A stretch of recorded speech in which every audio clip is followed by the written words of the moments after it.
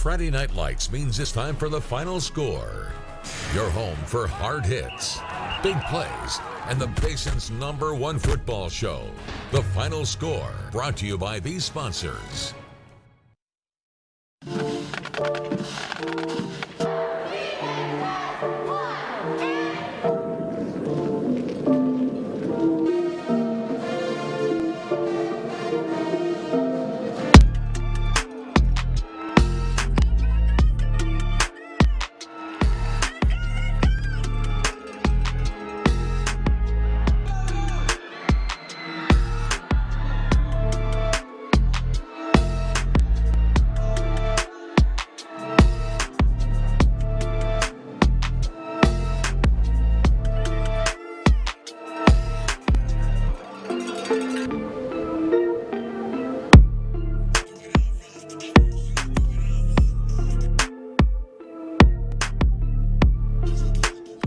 Well, we're putting a little extra pep in our step for Week 11. Ben Peck, Aaron Reynolds. You saw earlier today some fun times. Permian and Odessa High. Of course, you might be aware they both played tonight. Yes. But the fun times were earlier today. Serious business later on this evening. Yeah, and as you guys saw, even pep rallies this year looked a little different. Outdoors. Odessa High was outside, but no matter all the changes, still nothing like a crosstown rivalry in West Texas. Yeah, still no love lost. And without further ado, we're going to get right to it.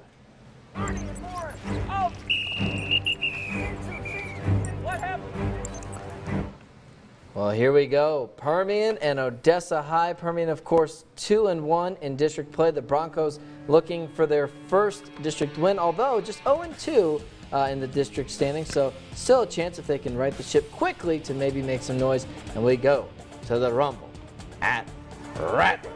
Odessa High taking on their crosstown arch rival.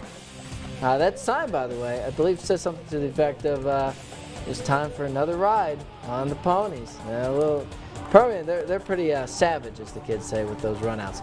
Odessa High, they got the kickoff, went 3 and out. Permian first possession, 4th down. Harper Terry over the middle. Shy Stevens Deary, not so shy, getting the touchdown, 6 points, and that's his first touchdown. We want to keep counting later. Later on, reverse. Taryn Lemuel, touchdown. Permian rolling early on. Next possession, Odessa High with the ball. Diego Cervantes down the sideline, and what a catch. Giovanni Flotte, but no points on that drive. Permian get the ball back.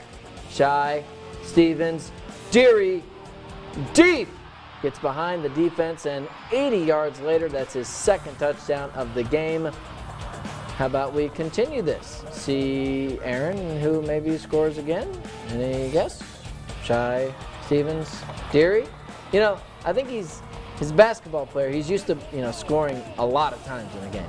He certainly made it look easy in football tonight. 20-0 at the half, and final score 45-7. The Permian Panthers win their 7th straight over the Broncos. Jake Eichstedt, he was there to take it all in. And Jake, what'd you see from Permian? Not messing around tonight.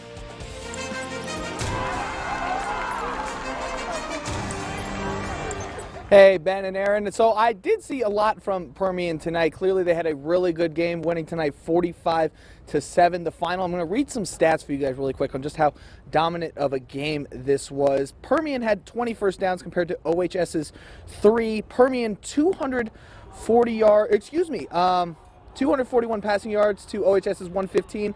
Actually kept up there decently, but the real discrepancy came on the ground. OHS with negative 78 rushing yards, according to the stats that we got from the people working at Ratliff. Kind of a four-headed monster in the backfield tonight. 4 Permian players with over 40 yards on the ground. Harper Terry, 8 completions for 4 touchdowns. And let's talk about the basketball player, Shy Stevenson Deary. He was a walking bucket tonight. He had 5 catches for 226 yards, 5 scores in total. I told him he can go back to campus and do that Kobe 1, 2, 3, 4, 5 meme.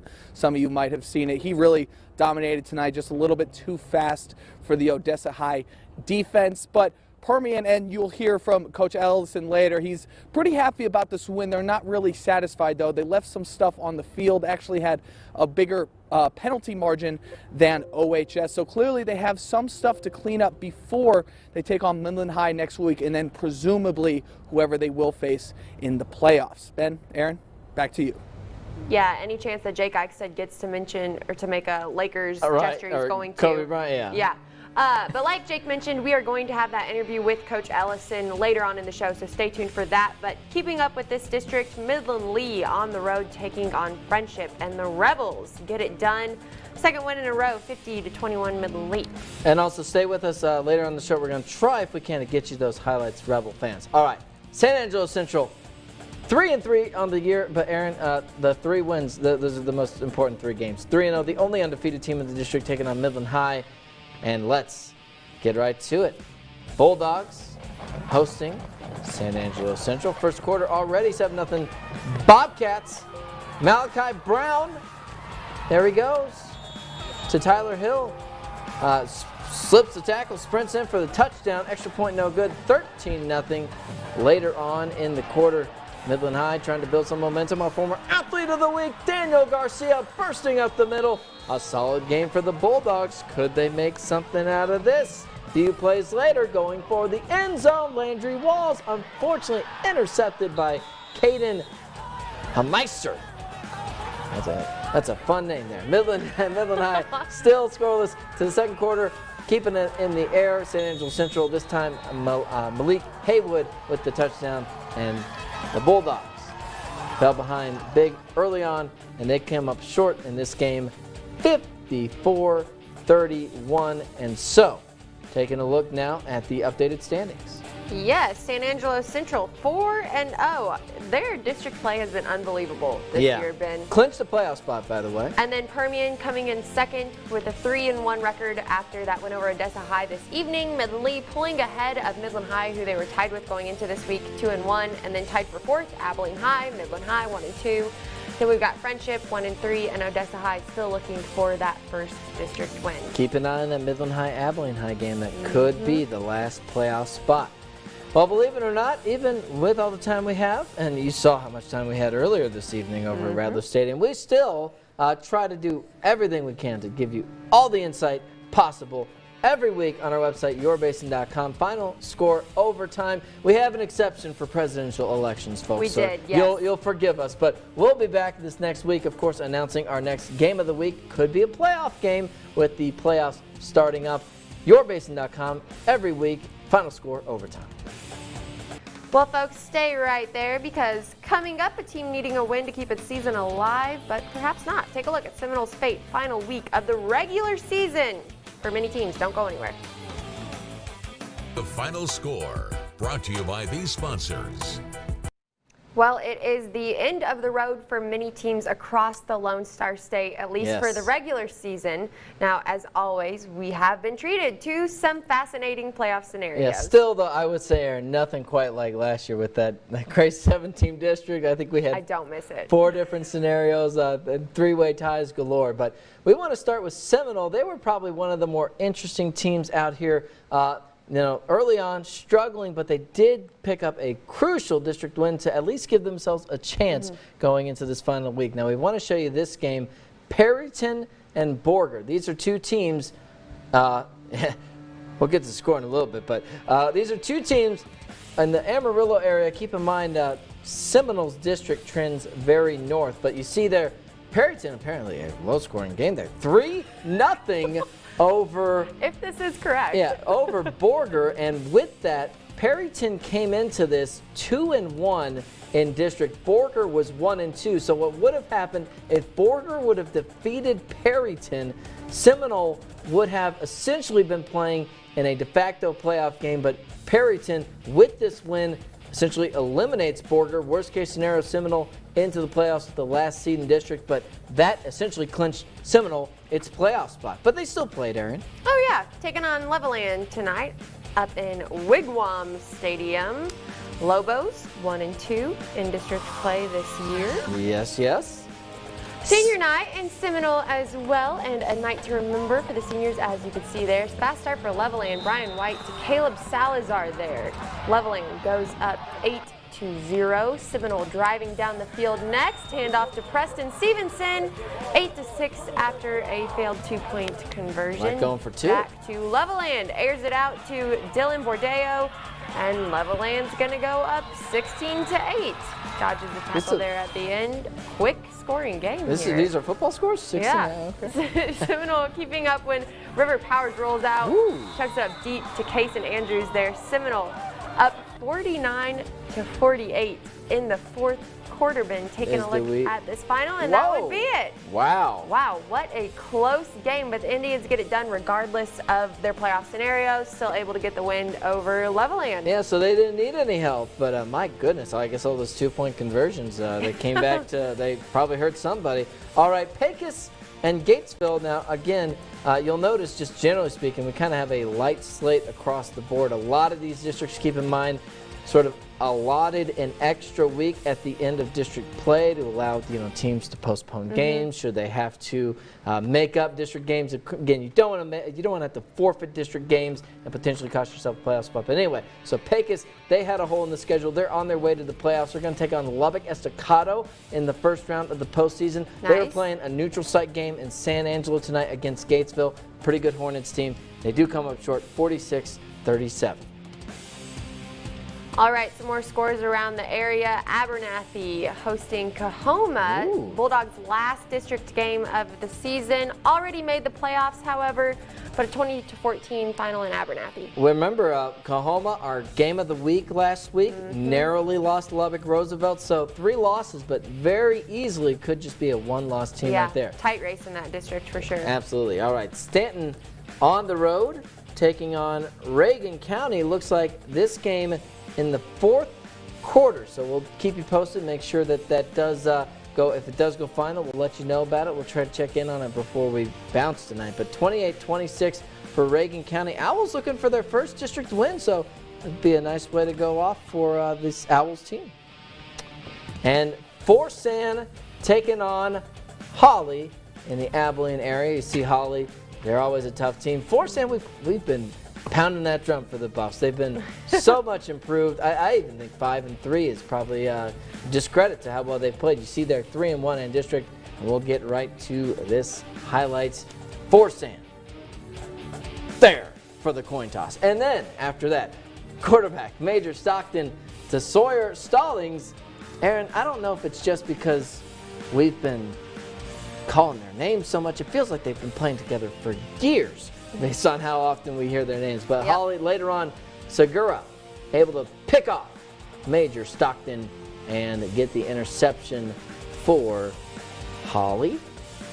Forsan's Jaden Galera going to repay Rodney Hooper with the sack and actually fumble, scoop, and score. The Buffs making some noise. Let's see, could they pull this off?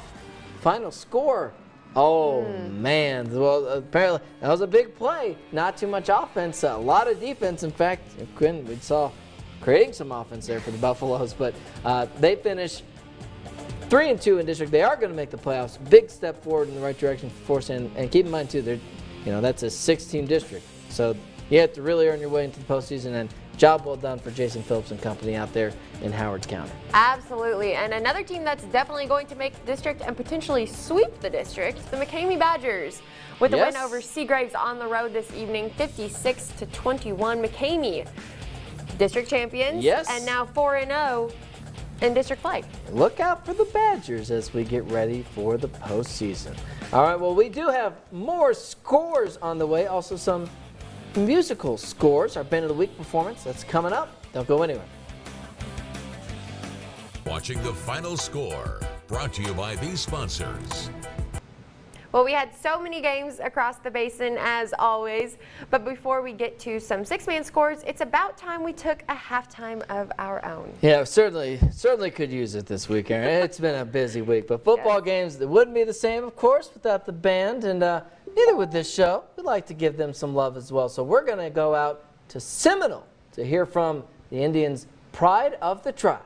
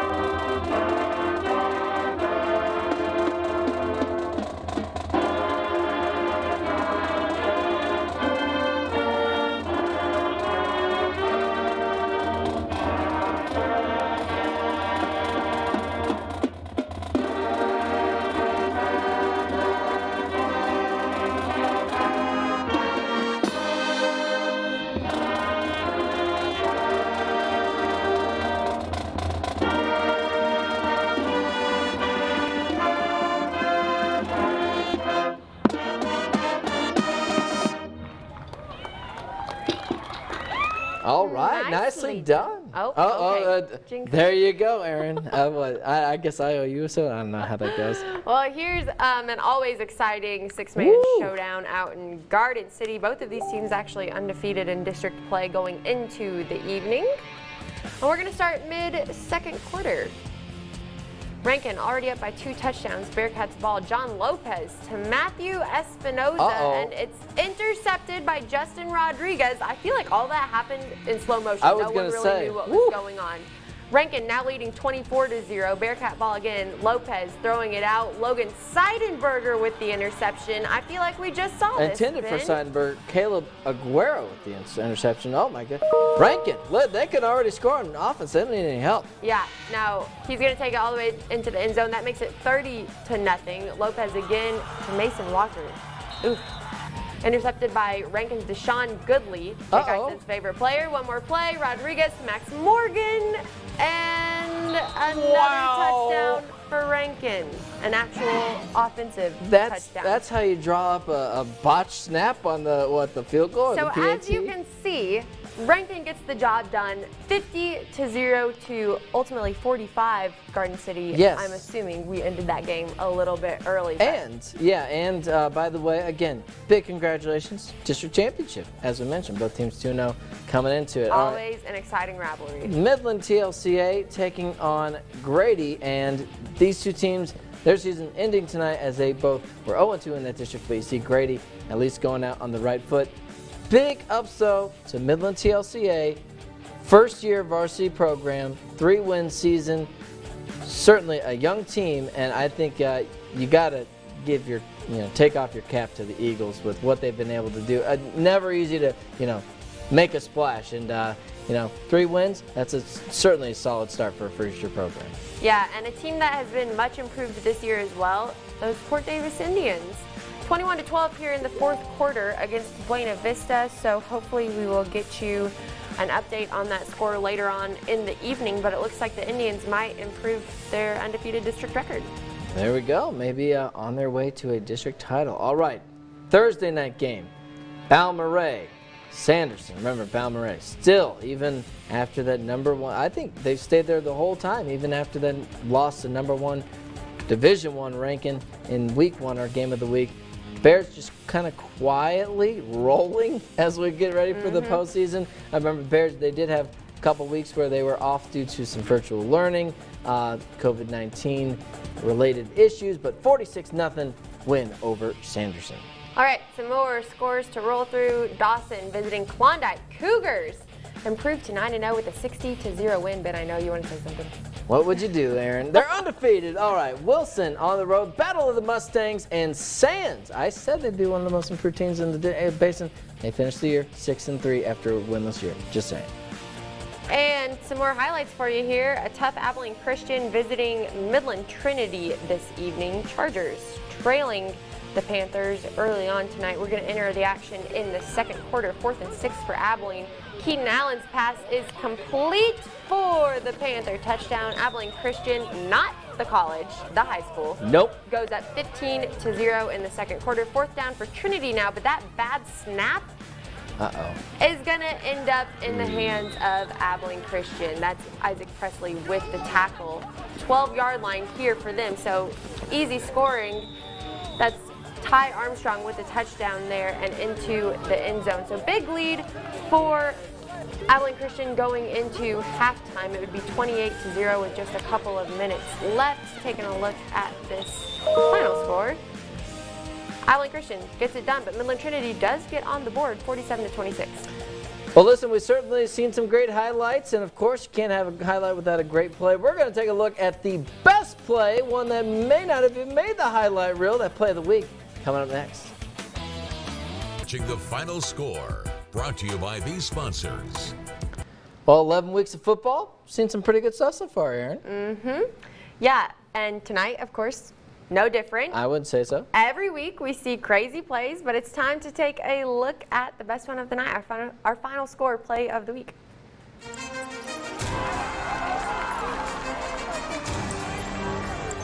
All right, Aaron, final in this game, 49-48, but how about some defense in Seminole?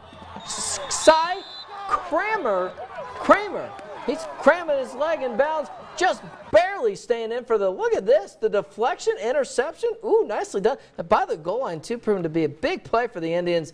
Shout out to Seminole. Big win and our play of the week. An exclusive highlight. It wasn't even part of the regular. I know, it didn't even make the highlight. Well, our last commercial break is coming up, and when we come back, we will bring you our final thoughts. Watching The Final Score, brought to you by these sponsors. Well, welcome back one final time to this early edition of Final Score. And like we have mentioned throughout the night, for many of these teams, it's the final night of games before playoffs. And we got a lot to talk about. Yeah, I'd certainly say so. You know, interesting though, our game of the week, they've normally been nail biters. This one, not the case. Permian, dominant win over Odessa High. Our game of the week reporter Jake Axett able to catch up with the Permian head coach after the game.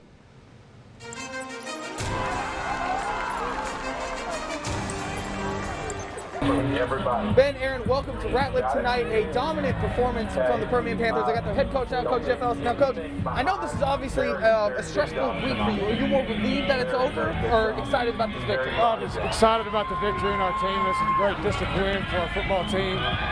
Great performances tonight. I felt that we played a better complete game than we have in the past, so we reached a lot of our goals tonight. I'm very excited about that. And I know obviously it's always nice when you get the second string guys in. How nice is it for them to play, not just in a game, but in a game like this? You got a lot of fans in the crowd, people cheering them on. Well, it's important for them because they work hard too. They come to practice every day, and it's good for their parents to see them out there performing. So very excited and happy for them as well.